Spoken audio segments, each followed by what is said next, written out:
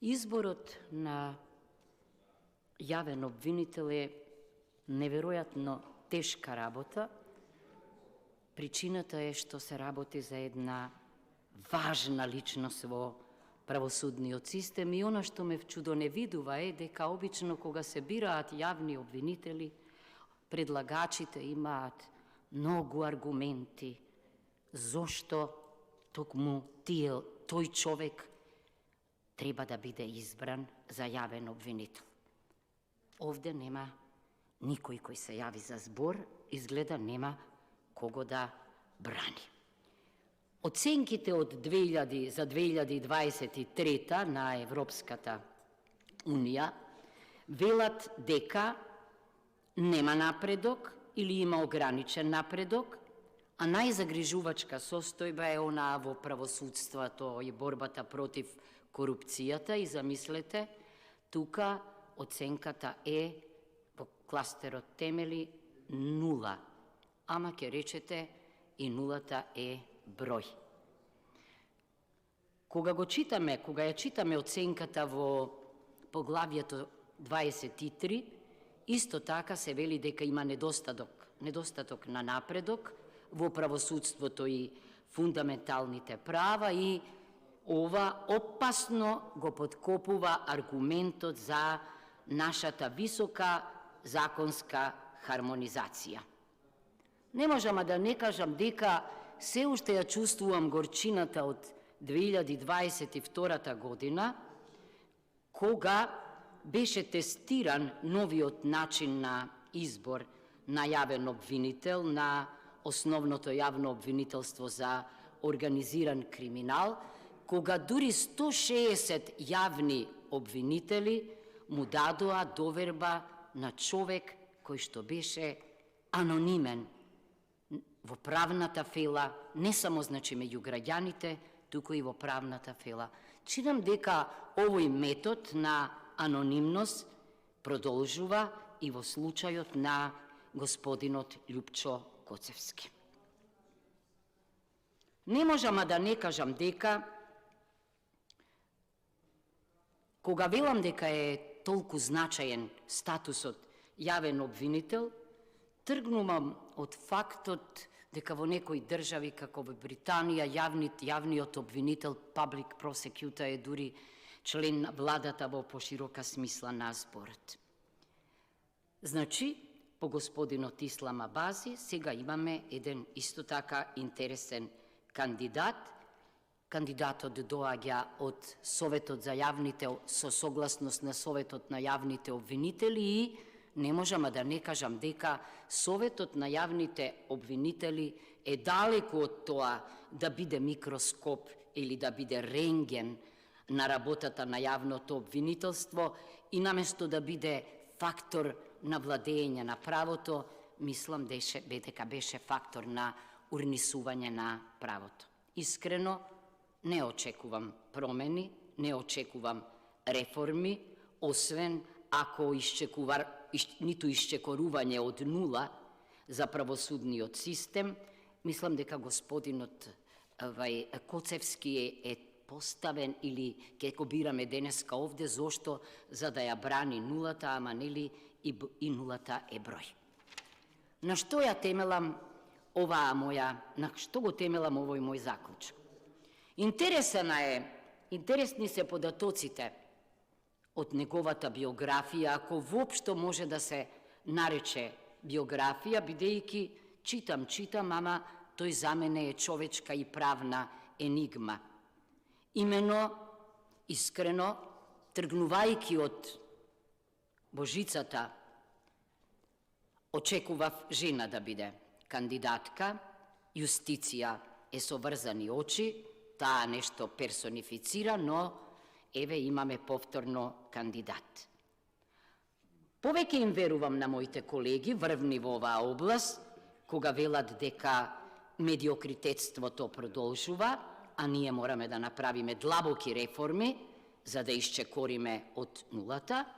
Меѓутоа, факт е дека, велам, ако е ова најсериозниот кандидат, а ако пред него си замина исто така еден интересен несуден кандидат за Уставен суд, работите се сомнителни. Значи, биографија јас немам и многу тешко ми е да заклучувам дали личност која не можам, за која немам никакви основни податоци, може да исполни ваква програма, која пак ми наликува на есеј. Значи, на првата страница одговорно лидерство.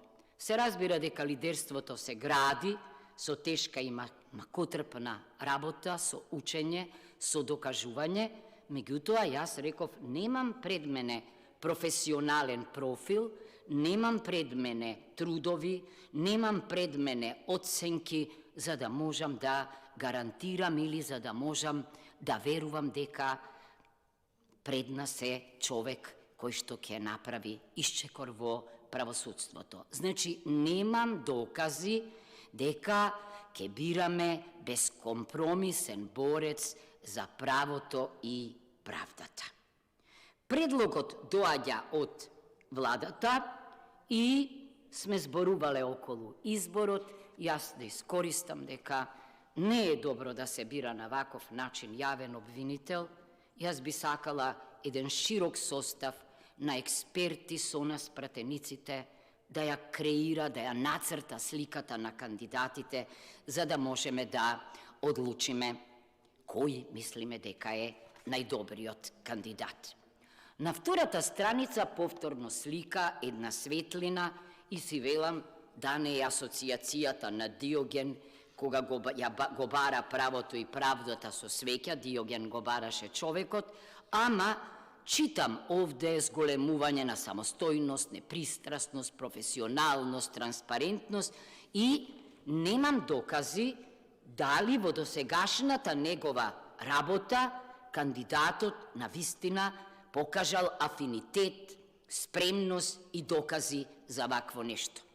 На следната страница во приоритетите пак е глобусот и си велам можеби тука сега ќе прочитам дека се работи за меѓународно познат експерт, некој кој што во асоциацијата европска на јавни обвинители нешто значи. Меѓутоа, ако ние не сме чуле овде за кандидатот, тогаш на земјината топка сигурно никој немал ни шанса да чуе. И на крајот гледам една шаховска табла и си велам, може би е ова кралот на правото и правдата, на етиката и моралот, ама се плашам да не имаме уште еден пион на политиката и на партиите. Значи, немам пред мене докази за да можам да гарантирам дека ваква личност на вистина ќе тргне во длабоки реформи на јавното обвинителство. Точно е зад него дека застана Советот на јавни обвинители, но за мене Советот за јавни обвинители после Судскиот совет е еден од најкредибилните органи. Значи, се плашам дека господинот ќе биде избран, зошто?